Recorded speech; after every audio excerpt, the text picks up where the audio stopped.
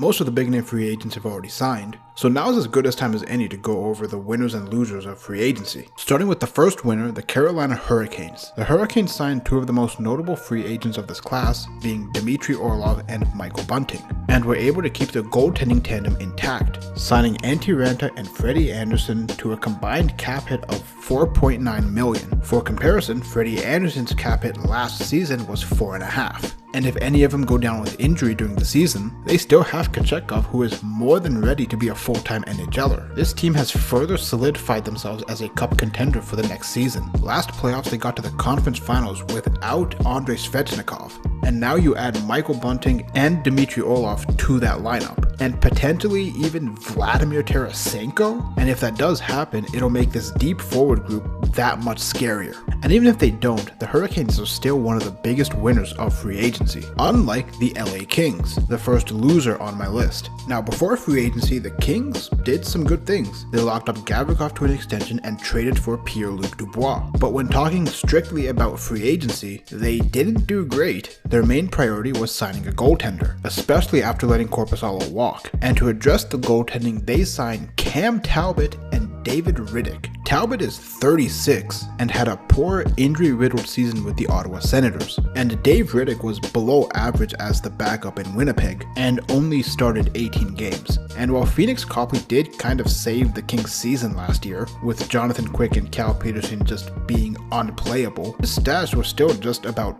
average. Going into free agency, there were questions about what their goaltending situation would be like, and after free agency, I still have those same questions. But who knows, maybe they surprise. The next winner I want to talk about are the Toronto Maple Leafs. Free agency for the Leafs didn't start off great, with them losing basically every UFA they had, and only signing Ryan Reeves and John Klingberg. But they then followed that up by being able to sign both Max Domi and Tyler Bertuzzi, both on one-year deals, who not only make up for what they lost in terms of offensive output, but also bring more physicality to this team alongside Ryan Reeves. Now the Leafs still have moves to make, as they still need to sign Ilya Samsonov, and either have to trade or buy out Matt Murray to make that happen. And there's also questions about a Matthews and Nylander extension, if Nylander is going to get traded. So it's possible this Leafs team looks very different from now until the start of the season. As of right now, they've done pretty well for themselves in free agency. And while the Leafs were adequately able to replace who they lost, I can't really say the same for the Tampa Bay Lightning, the next loser on my list. For the past couple of off seasons, the Lightning have been losing players off their championship rosters. Started with Blake Coleman, Barclay Goodrow, and Yanni Gourde a couple of off seasons ago, then last season with Andre Palat, and now this season with Alex Killorn, alongside Pierre-Edouard Bellemare and them trading Pat Maroon and Corey Perry. And as for replacements, Connor Sheary, Luke Glendening, and Josh Archibald is definitely a downgrade. But it's not like they could have done much. Obviously they wouldn't be able to afford the deal Killorn got in Anaheim, and also long-term extensions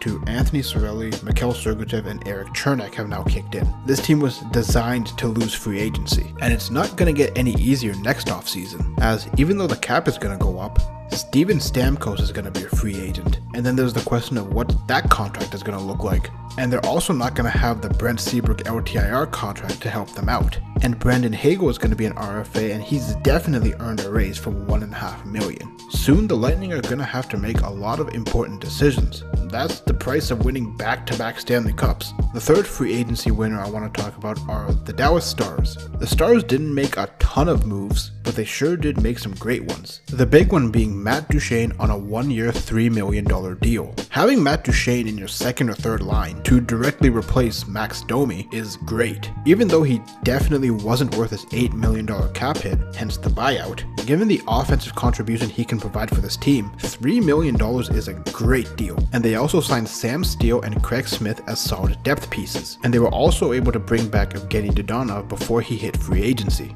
All that's left to do is re-sign RFA Ty Dellandrea. Again, they didn't make a ton of moves, but they didn't need to. They were just in the conference finals. The roster didn't need to undergo massive changes, and the addition of Matt Duchene makes this team a lot better, especially with only a $3 million cap hit. The third loser I want to talk about are the New York Islanders. The Islanders didn't sign anyone new to their roster, which which isn't always a bad thing, but they handed out some questionable extensions. They extended 35-year-old Semyon Varlamov to 4 years, 30-year-old Scott Mayfield to 7 years, and even Pierre Engvall to 7 years. With the cap going up in the next few seasons, Engvall's $3 million cap hit shouldn't be that bad, but the 7 years is definitely odd. Even more so are the long-term extensions to players in their 30s. Varlamov was great as the backup goalie, but he's going to be 39 at the end of that deal. He's not going to keep it up. And Scott Mayfield is going to be 37 by the time that deal is over with. These types of extensions are ones that contending teams would make to keep their core players locked up without worrying about how the contracts are going to age, since their opportunity to win is right now.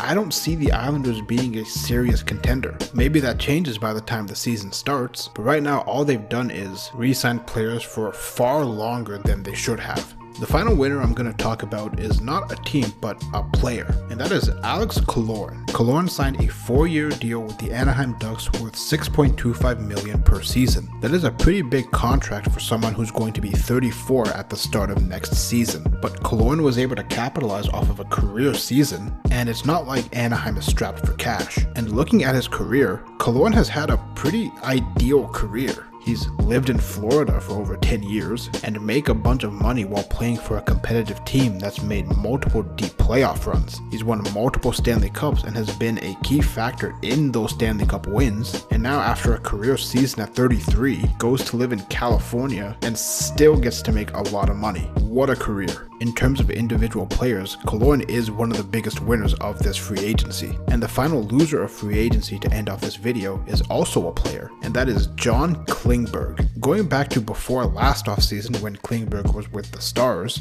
he was offered an 8-year extension worth $7 million per season, and he declined it, thinking he could make 8 per season in free agency. Turns out that deal was nowhere to be found, and Klingberg ended up firing his agent and settling for a 1-year $7 million deal with Anaheim in hopes of A, getting traded to a playoff team at the deadline, and B, show the rest of the league that he is worth the 8x8 deal that he's looking for. But the thing about playing for a bad team is that it makes you look bad, and in this year's free agency he landed another 1-year deal, this time at $4 million. Could have been making 7 for the next 8 seasons. He has now signed back-to-back 1-year deals with his number going from $7 million to $4 million. And unless he has a crazy season in Toronto, that number might not recover, at least not by a lot. And those are the winners and losers that I have for free agency. Let me know in the comments who you think are the biggest winners and losers of free agency. Consider subscribing if you enjoyed the video, and thanks for watching.